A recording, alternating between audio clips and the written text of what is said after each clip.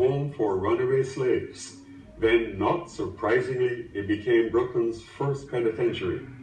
Now, many Brooklyn residents are on edge and unhappy about who this Brooklyn building is about to become home to, or is it why? Brooklyn attorney Richard Hurley will be my guest in less than a minute to discuss this. Also in this program, I'll be joined by a one-time crack dealer who went on to become one of the highest ranking members of the NYPD and who has written a book that says it all, Two Worlds, One Man. This is Brooklyn 45. Thanks for joining us. From penitentiary to a shelter, email with that title is being widely circulated throughout Brooklyn. What is that all about? Well, first of all, good evening, and thank you for having me, Dr. Tate. There is a backdrop here that's, I think, is very potent and significant, and that is the history of Crown Heights itself, and how did we get to this place. The site that we're talking about was the first government institution that was built in Crown Heights. So since we're talking about Crown Heights, let's talk about that site that's now called 267 Rogers Avenue or 211 Crown Street. Okay. In 1846, the penitentiary was built on that hill that was called Crow Hill. And it's a derogatory term. Back in those days, they didn't use the N-word. Jim Crow. Jim Crow, Eat Crow, Heckle and Jekyll, you name it, right? So it was called Crow Hill for a reason. Yeah. And it was called Crow Hill because Brooklyn was an agricultural land. And this particular hill was tough to agriculture, tough for that. In Brooklyn, we sold tobacco, corn, and fish. So they put all of the blacks on this hill, and they called it Crow Hill. So everybody knows that's where you go. If you're a runaway slave, if you're an indentured servant, you go to Crow Hill. Now, the first building that was built on Crow Hill is at the site that we're talking about today. Right. It was the first penitentiary that was built in Kings County, period. It was called Kings County Penitentiary. But what happened was, because it was Crow Hill, they called it, the nickname was Crow Penitentiary. Right. And in addition to that, they would have the crow claw on the uniforms of the prisoners so they can show that this is for the crows, this is for the Negroes, if you will. So that was in 1846. And in 1891, the Armory on Atlantic Avenue and Bedford Avenue, at the bottom of the hill, that was built. Okay. Now, back in those days, and to give you further backdrop, there was a lot of civil unrest. So they thought it was necessary to put an armory at the bottom of the hill to keep the blacks on the hill. And 12 years later, in 1903, they decided to build what they called the Bedford Union Armory.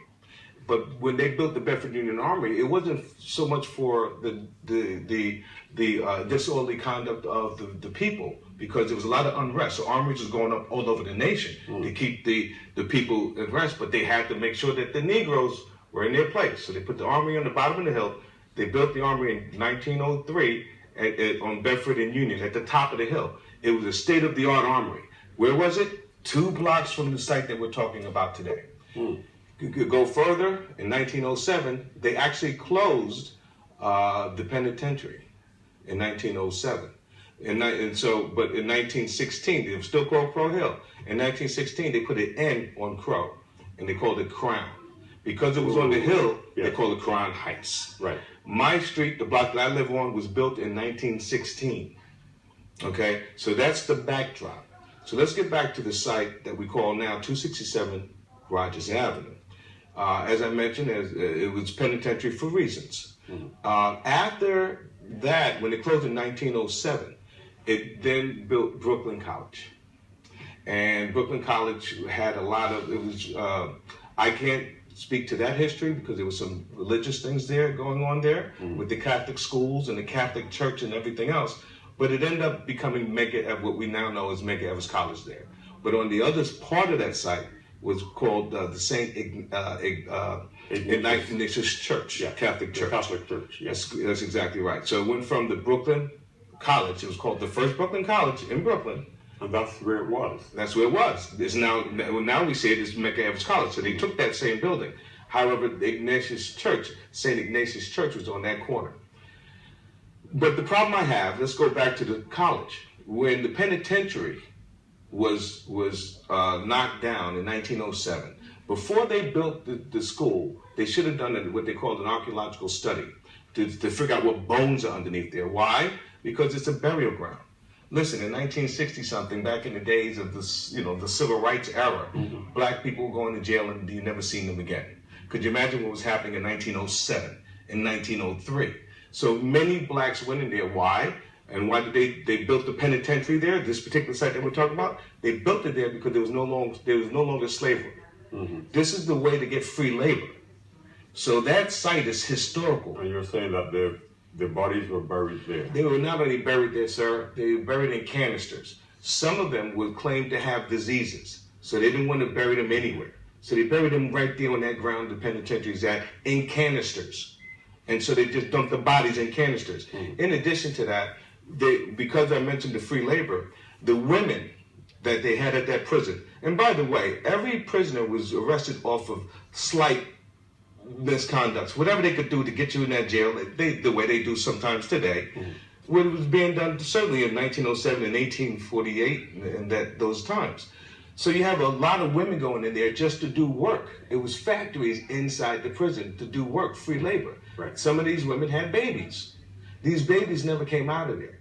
These women never came out of there. They were buried in canisters there. And so, as for me, from a humanity point of view, that just outrages me. So I'm gonna stick with the story for a minute. So after the penitentiary, because I want to get to 2017 really quickly, but go on. I'm going to get there. So what happened is you have Brooklyn College, and one little small note about the Brooklyn College is the person who wrote The Exorcist went to school there. Really? Really, all right? And then you have to say, so now they closed the church. They give a 99-year lease to this 267 Rogers Avenue. They built it. It's supposed to be for luxury housing. When you look into the windows, sir, if you look into the windows and the way this thing is built, I haven't had a tour yet, but I've been looking through the windows. This looks like a human warehouse. They initially said that this is supposed to be luxury housing because they built as of right. They didn't have to do anything for the community at all. But this was the church. This was the site of the church. Yeah. Yes, 2013. Whenever the church closed, they started this building that they have now, that we see now. Yeah. And I'm telling you that the refrigerators are this long, this big. The refrigerators are small. The rooms are small. This is a warehouse, sir, for human beings. The part of me, and I don't know this, never thought the developers meant this to be a luxurious house. The complex. But it was supposed to be affordable housing. So now we move on. It's no longer affordable housing? Is that what Well, you're now saying? they have made arrangements with the city without any public scrutiny to make this a shelter for families. Many of us are not against housing families because we all know too well how people are displaced. However, what kind of families are going to be there? Are these women who were abused? Are these women who offer drugs now and finish rehab? Are these people who've been in jail and now trying to come back? We don't know the makeup of the families, but the point is that a shelter is always a transient location. The neighborhood, we do not want a transient location. Now, what is your position in the neighborhood?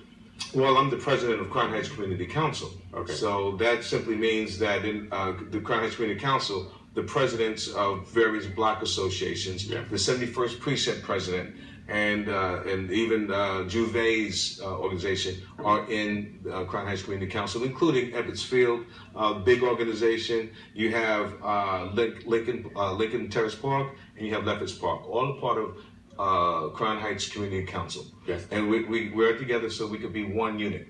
What are you trying to do about the shelter?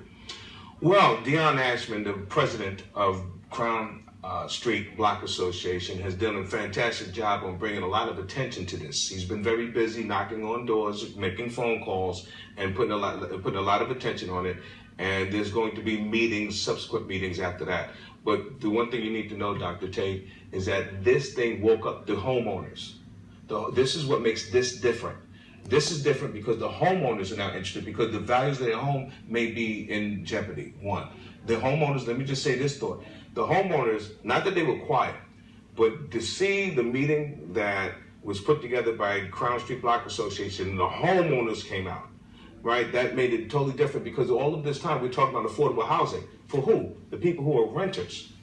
Those are the renters. But now this shelter issue has brought the homeowners out of their house. And the homeowners are a mix of blacks and... Well, now they're black and whites, and some Jews, yes. Yeah, these are homeowners. Yes. And so now they're up in arms because their values of their home may be in jeopardy.